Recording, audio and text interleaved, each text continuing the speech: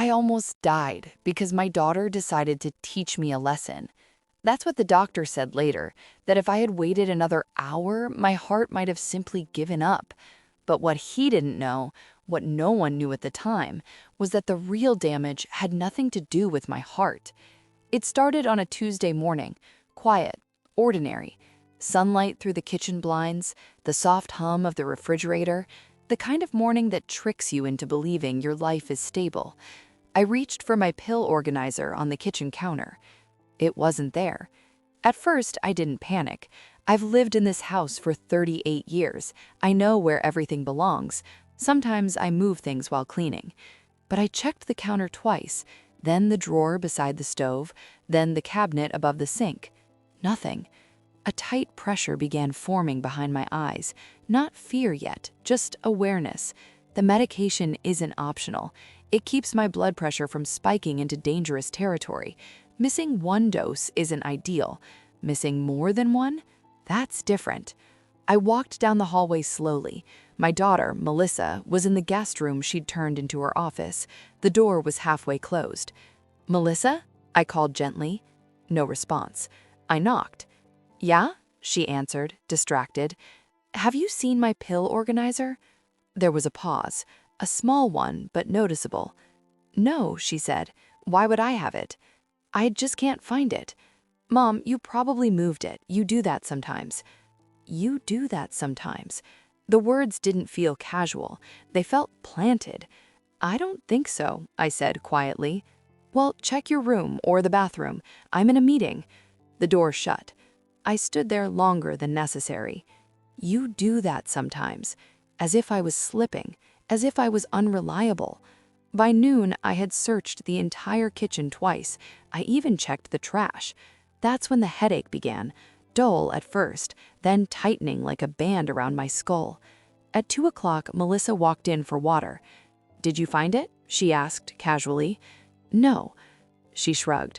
"Maybe it's a sign you don't need all that stuff." I looked at her carefully. "The doctor says I do." She laughed softly. "Doctors overprescribe. You rely on those pills too much."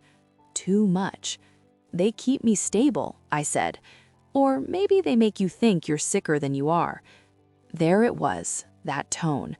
Light on the surface, sharp underneath. "You think I'm imagining my blood pressure?" "You think I like being the fragile one," she said. "It keeps everyone feeling sorry for you." The room went silent.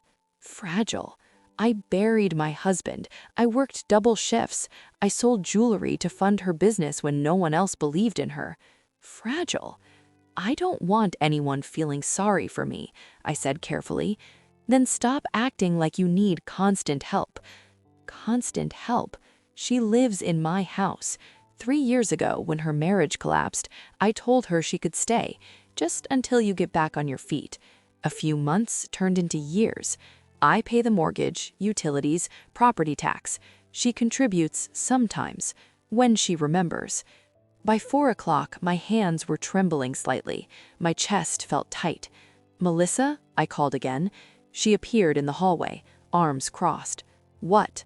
"I need my medication." She stared at me. "Are you sure?" she asked softly. That wasn't concern. It was evaluation. "What does that mean?" She stepped closer. "Maybe if you miss a few days, you'll realize you're stronger than you think." My stomach dropped. "You took them." She didn't deny it. "I put them somewhere safe, just for a little while." "You can't do that."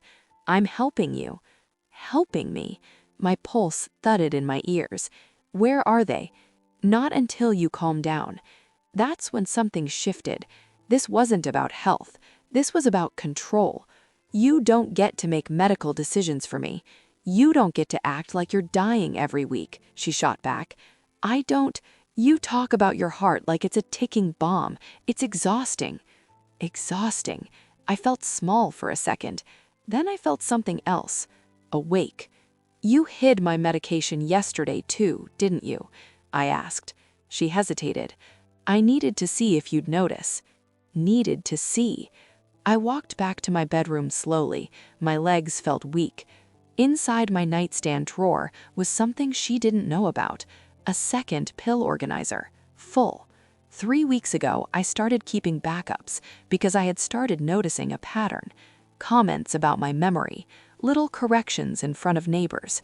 Mom forgets things. She gets confused sometimes. The first time she said it, I laughed. The second time, I felt embarrassed. The third time, I paid attention. I am not confused. I am observant. And I began to wonder whether she was quietly shaping a narrative. Older, forgetful, dependent. That night, I locked my bedroom door. Around midnight, I heard footsteps in the hallway. Slow, careful. She stopped outside my door. I held my breath. Then she walked away. That was when I understood. This wasn't emotional. This was strategic. The next morning, she acted normal. Too normal. "Morning, Mom," she said brightly. "Morning." I watched her carefully.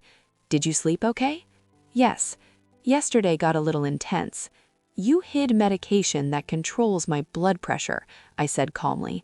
"That's not intense. That's dangerous. You're still stuck on that?" Still stuck on that. I realized something important then. She didn't feel guilty. She felt justified. Later that afternoon, I took a walk. Mrs. Hernandez waved from across the street. "How are you feeling today?" she asked kindly. "Fine. Why?" "Melissa mentioned you've been struggling lately with memory and bills." "Bills? I manage my own bills," I said evenly. She looked uncomfortable. "Oh, maybe I misunderstood." No, she didn't. When I came home, Melissa was on the phone. She gets defensive when I bring it up. I don't know how much longer she can live alone. I stepped into the kitchen. She ended the call quickly. "Who was that?" I asked. "Just a friend." "Are you telling people I can't live independently?" "I'm concerned." "You're building a case," I said quietly. Her face hardened. "You're paranoid." Paranoid. Gaslighting is subtle. It makes you question your own memory, your own stability. But I had something she didn't know about. 2 months ago, I scheduled a private cognitive assessment, full evaluation. The neurologist smiled at the end, sharp as ever.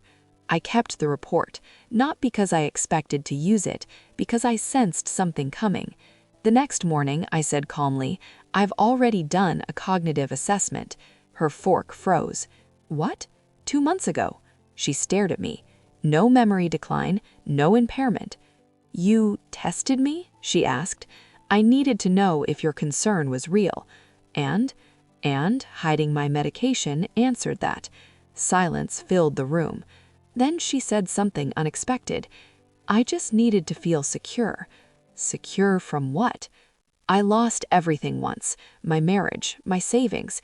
I can't lose this house, too." Ah, there it was. Fear. "So you think I'll leave you with nothing?" "You could," she whispered. "It's your house." So she tried to weaken me, so she'd have leverage. "You could have talked to me." "You're strong," she said. "You don't need anyone." "That doesn't mean I don't choose you." She broke then, not dramatically, just quietly. "I didn't think it would hurt you." "That's the problem. You didn't think." I looked at her calmly. "You will never endanger my health again." She nodded. "You will never question my sanity to gain control." She nodded again. "And if you're afraid about your future, you speak, you don't strategize." "I'm sorry," she whispered. This time it felt real. Not because she cried, because the power shifted. She no longer looked like someone running a plan. She looked like someone caught in her own fear. The following week, I updated my estate plan. The house remains mine while I'm alive. No shared ownership, no leverage. After I'm gone, it will be divided between her and a charity my husband cared about. Security, but not control. When I told her, she nodded. "That's fair." Fair. The house feels different now, quieter. She doesn't comment on my memory anymore. She doesn't question my medication.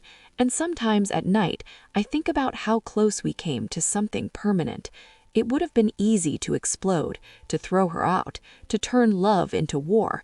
But real power isn't loud. It's steady. It's knowing who you are, even when someone tries to rewrite you.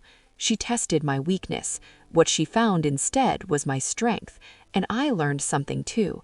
Even the people we love can act out of fear, but fear doesn't get to run my life anymore. If something like this has ever happened to you, if someone underestimated you, questioned your strength, or tried to quietly take control, you're not alone. Have you ever been tested like this by someone you trusted? If you have, share your story in the comment.